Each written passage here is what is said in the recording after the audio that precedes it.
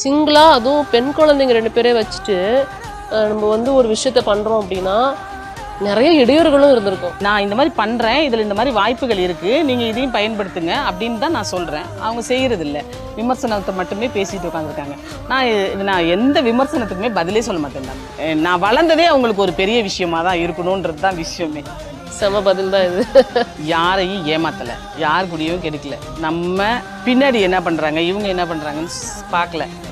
நம்மளோட வாழ்க்கைக்காக போராடுறோம். இன்னைக்கு நானே இப்படி உக்காந்துட்டேன்னா என் பிள்ளை என்ன செய்யும்? இது முழுக்க முழுக்க விளக்கெண்ணெயிலே செய்யறது. மிளகு, ஜீரகம், கடுகு, வெந்தயம்லாம் போட்டு தாளிப்பு வடகம் நல்ல வாசமா இருக்கு. இதுதான் முடவாட்டுக்கால் கிழங்கு. ஓ, இந்த அங்க இருக்கே அதுவா? ஓகே, அதை வந்து நல்லா இதே மாதிரி நல்லா பதப்படுத்தி அப்புறம் இதை வந்து சூப் மிக்ஸா ரெடி பண்றோம். ஓ சரி. இது வந்து என்ன மாதிரி மருத்துவ குணம் காது? இது உண்மையிலேயே இது வந்து இதை வந்து நாங்க பிசினஸ் மோட்டிவ்ல பண்ணல. இது வந்து நம்ம உடம்பு வலி, கை கால் வலி, இடுப்பு வலி, முடக்குவாதம், மூட்டுவாதம் எல்லாமே குணமாகும். ரொம்ப அருமையா இருக்கும். இதுதான் ஃபைனல் ப்ராடக்ட். பாருங்க, தாளிப்பு வடகம்.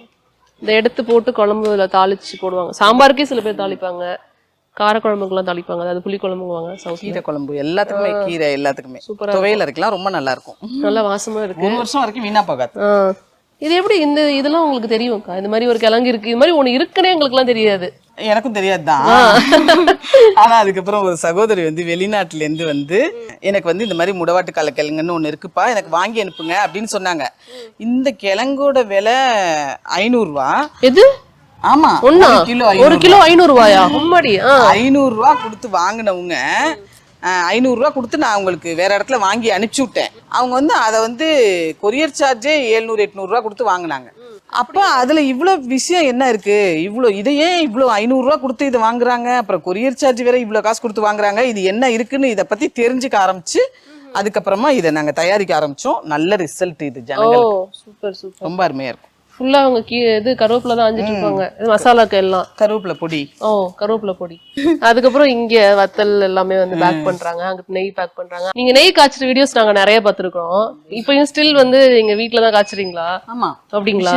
மிஷின் வச்சு காய்ச்சுறீங்க. ஓகே. சோ இங்க பேக் பண்ணி இந்த மாதிரி சீல் பண்றீங்கல்ல? சோ இதுல ஊத்தி இவங்க வந்து அளவு பாக்குறாங்க. இதுக்கப்புறம் இது தனியா வருமா, இதை தனியா இந்த மாதிரி மூடி போட்டுருவாங்க. இந்த மாதிரி மூடி போட்டுருவாங்க. இதை மூடி போட்டுட்டு அதுக்கப்புறம் இவங்க சீல் பண்ணுவாங்க. இங்கே வந்து ஊறுகாய் மிஷின். ஓ, இது என்ன ஊறுகாக்கா? தக்காளி ஊறுகாய். தக்காளி ஊறுகாய். நீங்க உங்களோட மேற்பார்வையில தான் ஊறுகாய் மட்டும் நடக்கும்ல? ஊறுகாய் நானே தான் பண்ணுவேன் எப்பயுமே. ஊறுகாய் மட்டும், ஊறுகாய் தொக்கு வெரைட்டி ஃபுல்லாமே நானே பண்ணுவேன். எவ்வளவு கிலோ வரைக்கும் போட முடியும்? இதுல 20 கிலோ போடலாம். 20 கிலோ போடலாம். ஒரு நாளைக்கு நீங்க வந்து ஒரு ஊறுகாய் செய்வீங்களா? எப்படி செய்வீங்க? ஒரு நாளைக்கு ஒரு ஊறுகாய் தான்.